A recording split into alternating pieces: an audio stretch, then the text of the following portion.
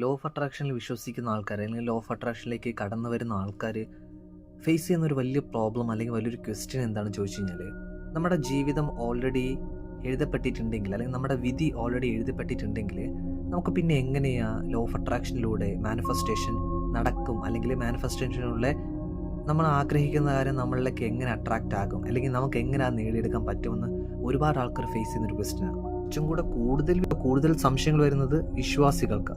ഇവിടെയൊക്കെ ധർമ്മത്തിൽ അല്ലെങ്കിൽ കാർമിക് വാല്യൂസിൽ ഇവിടെയൊക്കെ വിശ്വസിക്കുന്ന ആൾക്കാർക്കാണ് കുറച്ചുകൂടി ഡൗട്ട് കൂടുതൽ വരുന്നത്. അതുകൊണ്ട് തന്നെ ഇന്ന് നമുക്ക് ഈ വീഡിയോയിലൂടെ കുറച്ചുകൂടെ വളരെ ക്ലാരിറ്റി ആയിട്ട് കുറച്ചും കൂടെ വളരെ വ്യക്തമായിട്ട് മനസ്സിലാവുന്ന രീതിയിൽ ഇതിനെക്കുറിച്ചൊന്ന് നമുക്ക് വിവരിക്കാം.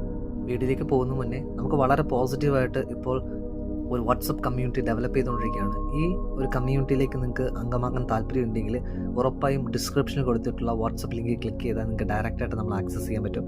എന്താ പ്രത്യേകത എന്ന് വെച്ചാൽ എവറി വീക്കിലും നമുക്ക് ഫ്രീ സെക്ഷൻസ് അവൈലബിൾ ആണ്, ക്വസ്റ്റ്യൻ ആൻസർ സെഷൻസ് അവൈലബിൾ ആണ്.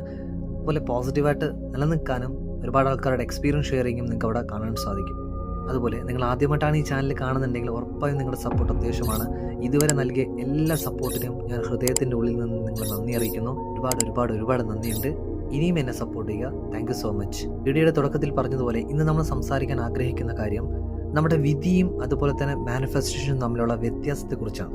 അതായത് നമ്മുടെ ജീവിതം അല്ലെങ്കിൽ നമ്മുടെ ഇപ്പം ജീവിക്കുന്ന ഈ ജീവിതത്തിൽ ഓൾറെഡി ദൈവം എന്ന് പറയുന്ന ആ പ്രപഞ്ചശക്തി അല്ലെങ്കിൽ ആ ശക്തി നമ്മുടെ ജീവിതം എന്തായിരിക്കണം, എങ്ങനെ ആയിരിക്കണം എന്ന് ഓൾറെഡി എഴുതി വെച്ചിട്ടുണ്ട് എന്ന് നമുക്ക് വിശ്വസിക്കുന്നു, അല്ലെങ്കിൽ നമ്മൾ അതാണ് വിശ്വസിക്കുന്നത്.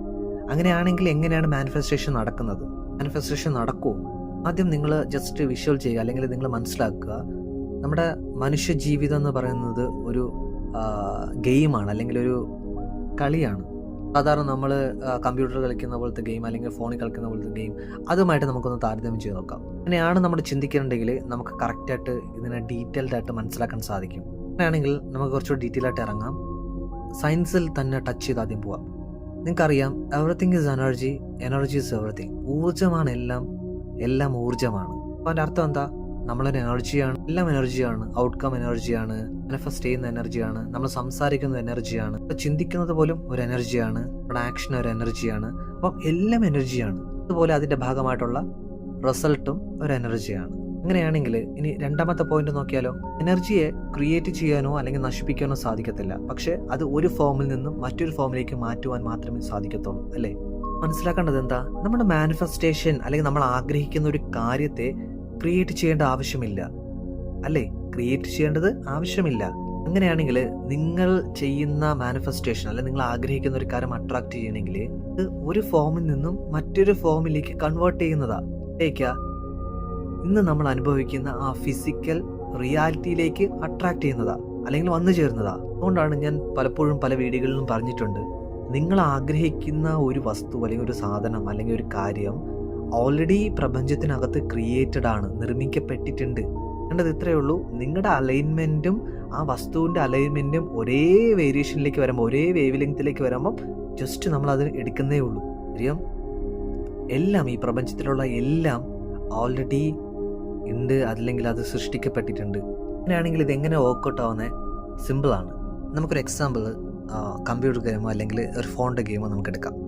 ലൈക്ക് കാർ റേസോ അല്ലെങ്കിൽ ബൈക്ക് റേസോ എടുക്കാം. നമുക്ക് അതിനകത്ത് നോക്കിക്കഴിഞ്ഞാൽ ഓൾറെഡി അതിൻ്റെ സ്ട്രീറ്റ്സ് ഒക്കെ, അതായത് അതിൻ്റെ ഗ്രാമഭാഗങ്ങളെല്ലാം ഓൾറെഡി ക്രിയേറ്റഡ് ആണ്, അല്ലേ? നിങ്ങൾ ആ സ്ട്രീറ്റിലൂടെ അല്ലെങ്കിൽ ആ റോഡിലൂടെ നിങ്ങൾ റേസ് ചെയ്ത് പോകുമ്പം നിങ്ങൾക്കറിയാം ഇതിൻ്റെ അവസാനം ഉണ്ട്, അല്ലെങ്കിൽ ഇതിൻ്റെ എൻഡ് പോയിന്റ് ഉണ്ട് എന്ന് നമുക്കറിയാം, ശരിയല്ലേ? ഓൾറെഡി ഒരു സ്റ്റോറി ലൈൻ അവിടെ ഉണ്ടായിട്ടുണ്ടാവും, അല്ലെങ്കിൽ ഓൾറെഡി സെറ്റ് ചെയ്തിട്ടുണ്ടാവും. ഇങ്ങനെ പോകുമ്പോൾ ഇങ്ങനെ ആയിരിക്കണം, ഇത് ഇങ്ങനെ ആയിരിക്കണം എന്നൊക്കെ ഓൾറെഡി സെറ്റ് ചെയ്തിട്ടുണ്ട്. അതുപോലെ നിങ്ങൾക്കവിടെ ഒരു ചോയ്സ് ഉണ്ട്. ഒന്നുകിൽ നിങ്ങൾക്ക് എന്ത് ചെയ്യാം, ഈ ഇതിൻ്റെ സ്ട്രെയിറ്റ് പാത്തിലൂടെ കറക്റ്റായിട്ട് പോകാൻ പറ്റും, ഇല്ലെങ്കിൽ വേറൊരു വേ കണ്ടെത്തി മറ്റൊരു റിസൾട്ട് കണ്ടെത്താനായിട്ട് അല്ലെങ്കിൽ മറ്റൊരു ഔട്ട്കമ്മിലേക്ക് എത്താൻ നിങ്ങൾക്ക് സാധിക്കുകയും ചെയ്യും. ഞാൻ ഇതുവരെയും പറഞ്ഞ എല്ലാ കാര്യങ്ങൾക്കും നിങ്ങൾ ആൻസർ അതെ അല്ലെങ്കിൽ യെസ് എന്ന് പറയും. കാര്യം ഓൾറെഡി അതുപോലെയാണ് നമ്മൾ ചെയ്തിട്ടുള്ളത്. അപ്പോൾ ഇതെന്താ അർത്ഥമാക്കുന്നത്? ഇന്ന് നോക്കുകയാണെങ്കിൽ ചിന്തിക്കുകയാണ്, എൻ്റെ ഭാവി ഓൾറെഡി നിശ്ചയിച്ചിട്ടുണ്ടല്ലോ, എൻ്റെ ഭാവി ഓൾറെഡി ഞാൻ ജനിച്ചപ്പോൾ തന്നെ എൻ്റെ ഭാവി ഇങ്ങനെ ആയിരിക്കണം, ഇങ്ങനെയൊക്കെ ആയിരിക്കും എന്ന് ഓൾറെഡി എഴുതി വെച്ചിട്ടുണ്ട്. അതിനുവേണ്ടി ഞാൻ ഒന്നും ചെയ്യേണ്ട ഒരു ആവശ്യമൊന്നുമില്ലല്ലോ, എല്ലാം സമയമാകുമ്പം എൻ്റെ മുന്നിലേക്ക് എത്തിക്കോളും. റൈറ്റ് അങ്ങനെയല്ലേ? അത് ശരിയാണ് ആക്ച്വലി. പക്ഷേ ശരിയാണ്, ഇവിടെ ഒരു കാര്യം നോക്കേണ്ടത്, എല്ലാ നമ്മുടെ ജീവിതം എങ്ങനെ ആയിരിക്കണമെന്ന്, എന്തായിരിക്കുമെന്ന് ഓൾറെഡി ആ വിധി നിശ്ചയിച്ചിട്ടുണ്ട്. ഇതെന്താ അർത്ഥമാക്കുന്നത്? നമ്മളെല്ലാവരും ജീവിക്കുന്നത് മൾട്ടി ഡയമെൻഷണൽ ബീയിങ്സ് ആയിട്ടാണ്. അതുപോലെ ഒന്നിലധികം സമാന്തര മാനങ്ങളിൽ ജീവിക്കുന്ന ബഹുമുഖ ജീവികളുമാണ് നമ്മൾ. അതുപോലെ പലപ്പോഴും നിങ്ങളുടെ ഔട്ട്കമ്മിനെ കിട്ടാനായിട്ട്, അല്ലെങ്കിൽ നിങ്ങളുടെ ഔട്ട്പുട്ട് എങ്ങനെ ആയിരിക്കണമെന്ന്, ഏത് തരത്തിലായിരിക്കണമെന്ന് നമ്മൾ പല വഴികളിലൂടെ നമ്മൾ സഞ്ചരിക്കാറുണ്ട്. ഇന്ന വഴിയിലൂടെ പോയി ഇന്ന കാര്യം കിട്ടും, അല്ലെങ്കിൽ ഇന്ന വഴിയിലൂടെ ഇന്ന കാര്യം കിട്ടും, വളരെ വേഗം കിട്ടും. ഇങ്ങനെ പല തരത്തിൽ നമ്മൾ അതിനനുസരിച്ച് മൂവ്മെൻ്റ് എടുക്കാറുണ്ട്. പക്ഷേ ചില ആൾക്കാർ പറയുന്നത് വെച്ച് കഴിഞ്ഞാൽ, ഇത് സൂചിപ്പിച്ചതുപോലെ ഓൾറെഡി എൻ്റെ ജീവിതം എങ്ങനെ ആയിരിക്കണമെന്ന് ദൈവം നിശ്ചയിച്ചിട്ടുണ്ട്. സോ ഇനി ഞാൻ എങ്ങനെയൊക്കെ തലകുത്തണം പറഞ്ഞാലും അങ്ങനെ തന്നെ വരും. പിന്നെ ഞാൻ എന്തിനും ചെയ്യണം? ജസ്റ്റ് നിങ്ങൾ കട്ടിൽ കിടന്ന് ഒന്നും ചെയ്യാതെ വെറുതെ ഇങ്ങനെ ആലോചിച്ചുകൊണ്ട് കിടക്കുക. അങ്ങനെയാണെങ്കിൽ അതിൻ്റെ ഔട്ട്പുട്ട് അല്ലെങ്കിൽ ഔട്ട്കം എന്തായിരിക്കും? സിമ്പിളായിരിക്കും. എന്തുവാ? നമുക്കൊരു എക്സാമ്പിൾ ഞാൻ പറഞ്ഞതുപോലെ ആ കമ്പ്യൂട്ടർ ഗെയിമിൽ തന്നെ എടുക്കാം. നിങ്ങളൊരു കമ്പ്യൂട്ടർ ഓൺ ആക്കുന്നു, കമ്പ്യൂട്ടർ ഗെയിം ഓൺ ചെയ്യുന്നു, കാര്യങ്ങളൊക്കെ ചെയ്ത് സ്റ്റാർട്ട് ബട്ടൺ ചെയ്തിട്ട് നിങ്ങളൊന്നും ചെയ്യുന്നില്ല. ജസ്റ്റ് നിങ്ങൾ നോക്കിക്കൊണ്ടിരിക്കുകയാണ്. നടക്കുമോ എന്തെങ്കിലും? ഒരു ഔട്ട്പുട്ട് അവിടെ നിന്ന് കിട്ടത്തില്ല അല്ലേ? ഒന്നും തന്നെ അവിടെ നിന്ന് നമുക്ക് റിട്ടേൺ കിട്ടത്തുമില്ല. എന്താ നിങ്ങൾ ചിന്തിക്കുന്നത്? ഓൾറെഡി ഗെയിം എങ്ങനെ ആയിരിക്കണം എന്ന് അവർ നിശ്ചയിച്ചിട്ടുണ്ടല്ലോ. കഥ ഇങ്ങനെ ആയിരിക്കണം, അല്ലെങ്കിൽ ഗ്രാഫിക്സ് ഇങ്ങനെ ആയിരിക്കണം, ഓൾറെഡി അവർ ചിത്രീകരിച്ച് വെച്ചിട്ടുണ്ട്. പിന്നെ ഞാൻ എന്ത് ചെയ്യണം? അത് ഓൾറെഡി റിട്ടേൺ ചെയ്തിട്ടുണ്ടല്ലോ എന്ന് പറഞ്ഞ് മിണ്ടാതിരുന്ന് കഴിഞ്ഞാൽ ഒന്നും സംഭവിക്കാൻ പോകുന്നില്ല. അതുപോലെയാണ് നമ്മുടെ നിത്യജീവിതത്തിലും.